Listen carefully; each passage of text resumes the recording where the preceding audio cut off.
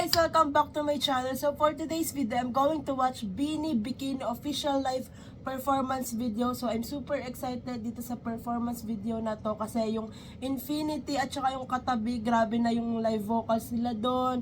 And then sobrang intimate talaga nung set. 'Di ba? Kasi ay nga yung mga blooms and then sila yung nasa gitna. Sobrang ganda nung setup nung live performance video nila na to. And before ako mag-start guys, gusto ko lang maglabas ng sakit na nararamdaman. Hindi naman siya sakit na basta magigets nyo dito sa ikikwento ko. Kasi, di ba today is Sterling Fan Meet ng Beanie. So, isa ako sa pinala na nanalo dun sa Sterling na raffle. So, last minute, I think last week or last week, nag-decide ako na hindi ako a-attend ng fan meet kasi ayun nga parang nakita ko yung mga schedule ko. So, 1 month na akong walang pahinga every weekend. Like, simula nung nag-JOPM night, tapos nagtuloy-tuloy na every weekend may ganap ako. So, work, and then diretso sa ganap ng weekend. So, kaya nag-decide ako na hindi na ako a-attend ng fan meet. Kumbaga, pass muna kasi may work din naman ako ng Tuesday. And ang dami ko na din absent sa work. Kaya sabi ko, sige, pass muna, hindi na ako a-attend. And then fast forward kanina, may nag-send na blooms na nasa GC namin, na taga dito sa amin, na nabunot daw yung pangalan ko na maglalaro dun sa stage with Beanie. Like charades ata, hindi ko alam. Tapos Team Jolette Gwen pa daw ako. So guys, grabe, biggest multo ko to. Alam mo yun, yung kanina sobrang grabe talaga yung feels ko guys. Like, alam mo yung feeling na ang tagal mong inantay na manalo or mapili. Tapos kung kailan napili ka na, tsaka ka naman hindi umattend. Like, lagi kong wini-wish na mapili ako sa Lucky 88 na yan sa Beanie Global, di ba? Sa mga high-buy or fan meet. Minsan naman na ako nanalo dun sa high-buy. Pero, di ba, iba yung feels na, tsaka itong fan meet kasi 1,000 plus na blooms yung nandun. Tapos isa ako sa napili na maglalaro with Beanie, di ba? Sobrang liit ng chance na yon, and talaga namang ngayon pang araw sumakto na napili ako, 'di ba?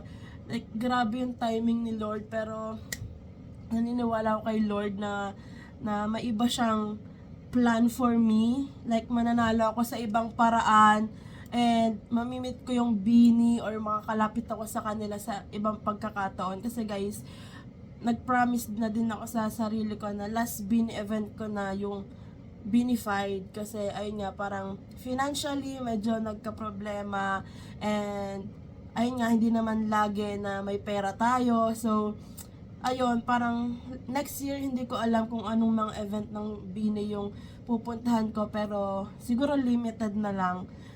So ayun lang, gusto ko lang ilabas yung nararamdaman ko kasi sobrang sakit guys. Biggest multo ko talaga.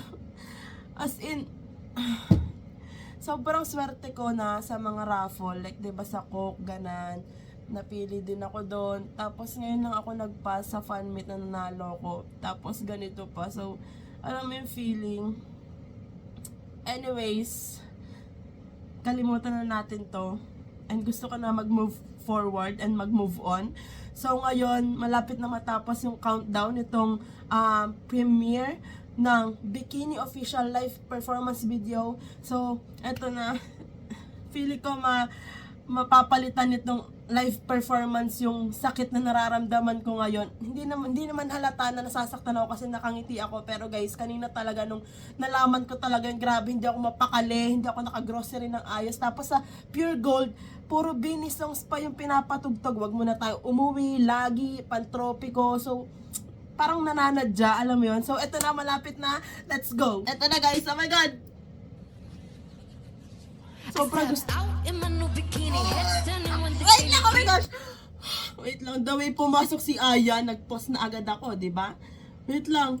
Sobrang ganda ng pasok ni Aya doon. The Groove Queen. Tapos yung boses ni I mean, grab, parang alam mo yun sa album na to, sa Flames, nag-flex lang sila ng vocal. Sobrang underrated talaga ng boses ni Sheena. Like, what? Sobrang ganda, oh my God. And then yung, yung harmonies talaga, like, calm down.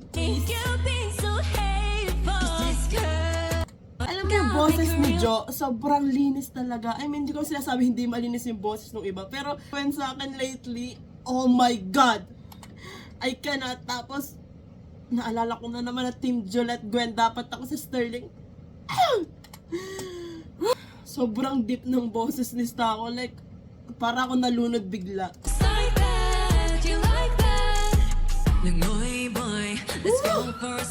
So deep. I need to hear that again. I'm so sorry. Ay, sobrang ganda nito. Like, kapatid ng Pantropiko na mapapaindak ka na lang na gano'n, di ba? Tapos, magsa-summer, 2-3, tapos na. Alam mo yung vibes nitong Bikini, every time na papanoodin natin sila mag-perform nitong Bikini, mag-e-enjoy at mag-e-enjoy sila like Pantropiko. Ganun yung vibes. Kasi, di ba, sobrang mapapaindak ka, tapos sila kitang-kita mong ina-enjoy talaga nilang kantahin. And wala, sobrang na-amaze ako lagi kapag naririnig ko yung harmonies nila. Kasi, di ba, iba-iba sila ng tono ng boses. Pero, kapag sabay-sabay na silang kumanta, alam mo yun, sobrang suwak ng boses nila as Beanie.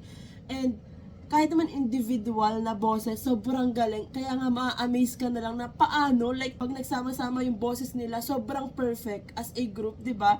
Like, what? Sobrang galing. And again, itong set nila dito sa mga official live performance video, sobrang gusto ko. Like, yung nasa gitna nila, logo din ng Beanie, parang hindi ba nakatutok yung lights, tapos yung nasa gitna nila, Beanie din na parang mga may flowers and yung konting dahon. So, sobrang galing nung nag-isip ng design, ng concept para dito sa official live performance video nila. And sana lagi nilang gawin to kasi 'di ba parang naggawa sila ng sarili nilang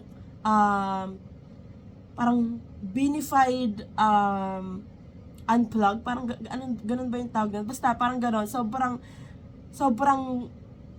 ganda. Like 'di ba, grabe na yung views nung Katabi and Infinity. So sana lagi nilang gawin sa mga songs ng Beanie kasi 'di ba, worth it panoodin yung boses nila, like parang umaakit sa heaven. Grabe